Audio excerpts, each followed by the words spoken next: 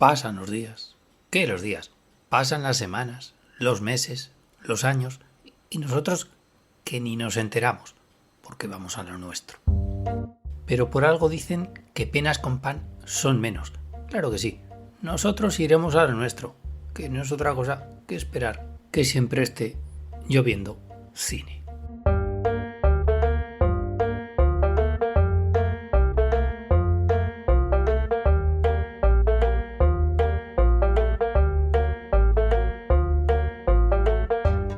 Porque aquí comienza un programa más de tu podcast favorito, Lloviendo Cine, al cual, ya sabéis, estáis todos pertinente y convenientemente invitados. No necesitáis de ningún tipo de entrada, no necesitáis de ningún tipo de permiso. Las puertas están, como siempre, abiertas de par en par.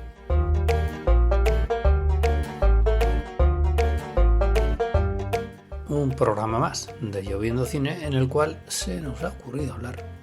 Vamos a ver, estamos hablando de que se nos pasan los días, las semanas, incluso los meses o los años y no nos damos cuenta de en qué día vivimos.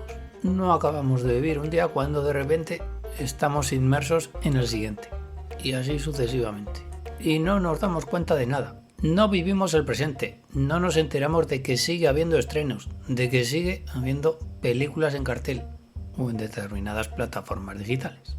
Películas que más tarde o más temprano acabamos viendo, porque ya se sabe que esto de las fronteras entre el estreno real y el momento más o menos cercano en el cual vemos efectivamente esa película están más que diluidas, que ya no se sabe cuándo una película en estos tiempos que corren deja de ser actualidad, deja de ser estreno para convertirse en algo que ha existido toda la vida.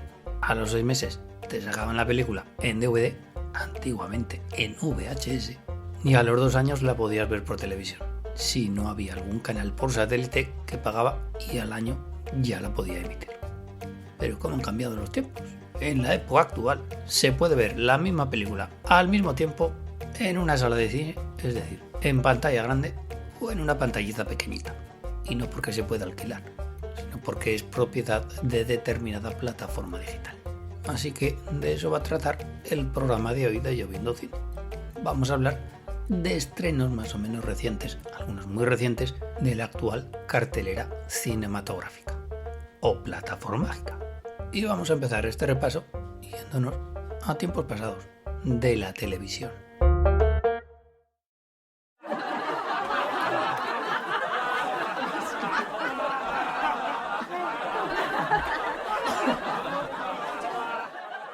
Porque risas, muchas risas, y no era de extrañar que también muchas carcajadas levantaran los protagonistas de la primera película que vamos a comentar hoy en el programa de Lloviendo Cine. Decimos los protagonistas de esta película, pero más bien tendríamos que decir los actores que dan vida a los protagonistas de la película, o más bien los personajes a los que dan vida los actores de esta película, porque estamos hablando de una película de esas llamadas de cine dentro del cine, aunque en este caso habría que decir televisión dentro del cine, porque la película se llama Bean de Ricardos y es una película basada en la risa, aunque no sea de risa.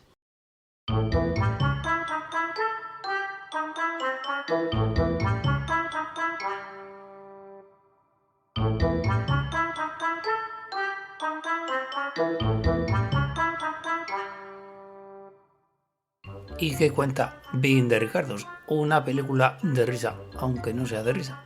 Pues cuenta la historia de una de las grandes de la comedia, del cine y de la televisión norteamericanos, como fue Lucille Ball, una actriz en parte hoy bastante olvidada y que esta película, escrita y dirigida por Aaron Sorkin, nos ha devuelto a la actualidad, nos la ha devuelto al primer plano, en una buena película.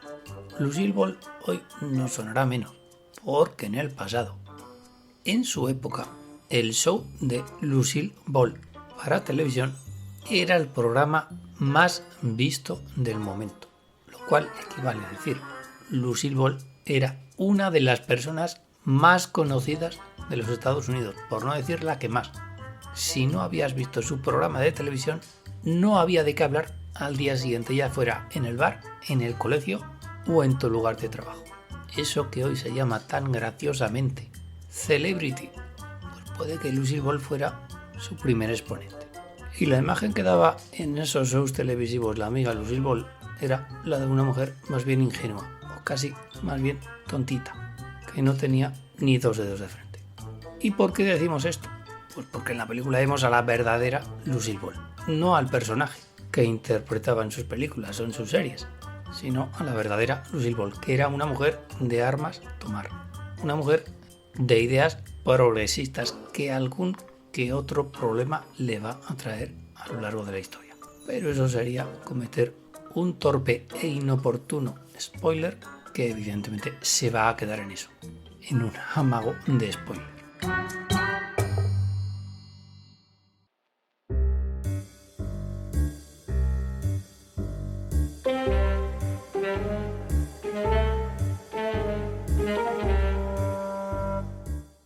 Y en eso se centra el guionista y después director Aaron Sorkin, en cómo se las gastaba doña Lucille cuando los obstáculos se le presentaban en el camino. Ahí no era ninguna pelirroja tonta, era una señora de esas que tomaba el toro por los cuernos y lo hacía en compañía de su marido, de Desi Arnaz, un cómico de origen cubano que se convirtió en esposo y en compañero de reparto del show de Lucille Ball. Te quiero, Lucy, que lejos de ser la sombra de la estrella que proyectaba su queridísima esposa, era el hombre que lo controlaba todo, el que le plantaba cara a su emisora de televisión, a la todopoderosísima CBS. Así pues, también podemos ver el reverso de la moneda, la cara y la cruz. La cara era el show de Lucy, la cruz, como diría el otro, lo que el ojo no ve. Casi es la parte más interesante de la película. Una especie de making of de cómo se hizo, de cómo se fabricaba no solo el show de Lucy, sino también los secretos de un programa de televisión. Y ahí es donde efectivamente vemos a la verdadera Lucille Ball y al verdadero Desi Arnaz, interpretados por unos magníficos Nicole Kidman y Javier Bardem. Improbable pareja cinematográfica a priori, pero que la magia del cine o quizá de la televisión hace posible que haya química entre los dos. Un guión muy bien currado, no en vano. Aaron Sorkin, antes de director, ha sido guionista, y eso se nota para bien y para mal. Es el cimiento sobre el que se basa la película.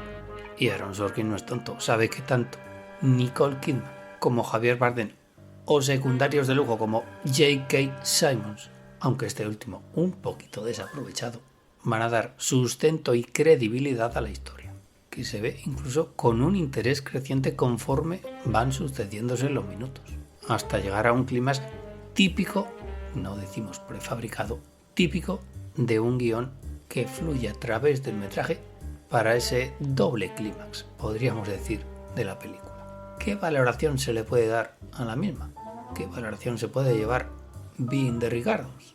Pues nos puso sobre la pista nuestro colaborador en La Sombra, Juan Soló, cuando dijo a servidor: Aaron Sorkin no hace malas películas, todo lo contrario, hace buenas películas.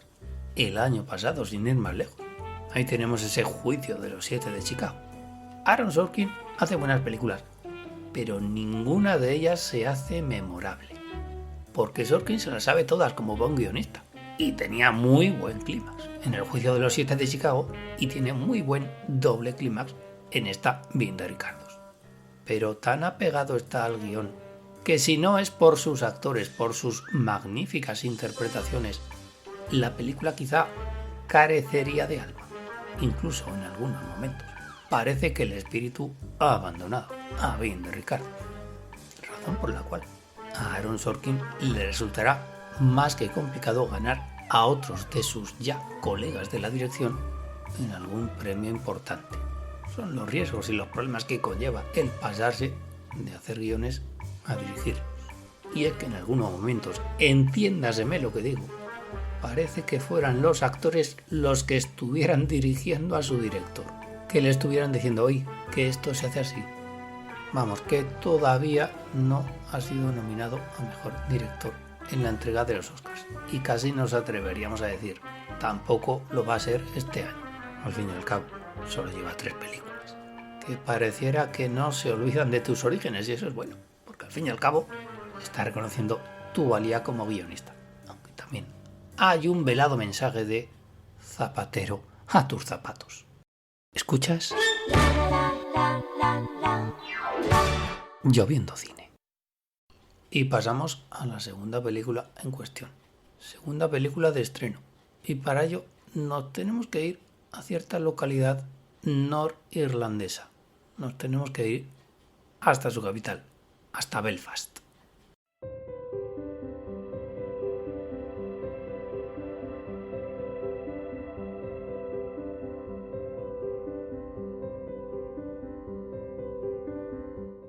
Porque la película se llama así, Belfast, y es una película de recuerdos. Y es una película dirigida por Kenneth Branagh, ya uno más de la familia Kenneth Branagh. Y tanto que hasta ha dirigido una de Thor, una de los Avengers. Pues Kenneth Branagh, que efectivamente lleva toda la vida en esto, ya sea actuando delante o dirigiendo detrás de las cámaras, es el absoluto responsable de esta película.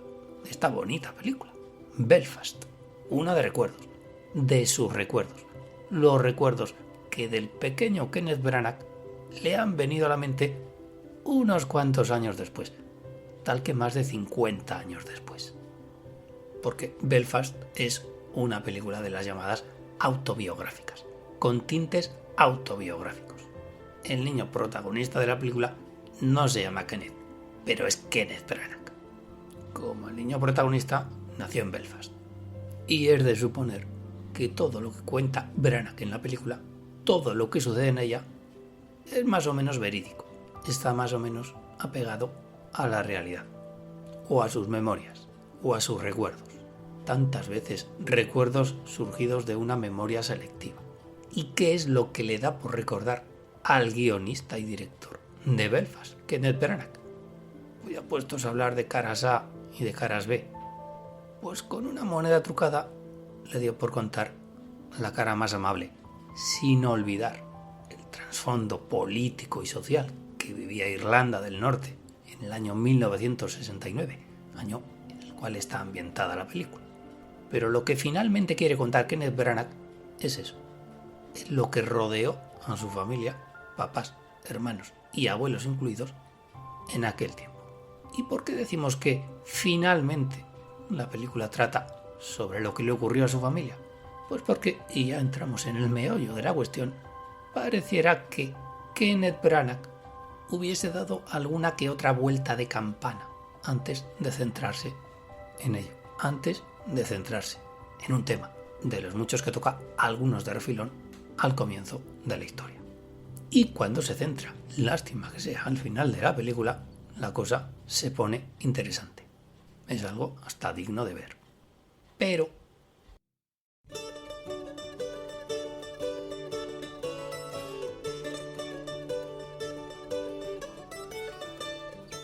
hay un pero en esta historia. Porque hemos hablado. Belfast es una película de sentimientos. Los sentimientos contados a través de la mirada de un niño, o más bien habría que decir a través de la mirada de los recuerdos de Kenneth Branagh. Porque al fin y al cabo, si ese niño protagonista es el propio Kenneth Branagh, se sentirá con toda la legitimidad del mundo para contarlo a su manera, con todo lo que esta expresión conlleva. Si estamos en plena contienda católico-protestante, ¿dónde demonios está el IRA? No aparece en ningún momento. Si la película va sobre sentimientos, deje usted un poquito de lado, señor Branagh, la parte cerebral de su dirección, que para las adaptaciones que usted misma ha dirigido de su amado William Shakespeare hasta es necesario. Shakespeare hablaba de asuntos del corazón, pero a veces lo hacía desde un punto un poquito intelectual. Por eso casa perfectamente el Kenneth Branagh de Hamlet, de mucho ruido y pocas nueces, o de Enrique V, con el espíritu del autor de estas obras. Pero en Belfast usted se tenía que haber puesto, señor Branagh, no un poquito más sentimental hoy, pero sí que se tenía que haber dejado usted un poquito llevar. Y esto se lo digo al Kenneth Branagh adulto, que es en definitiva el responsable último de lo que vemos en pantalla. la versión que ha querido dar de aquellos años Don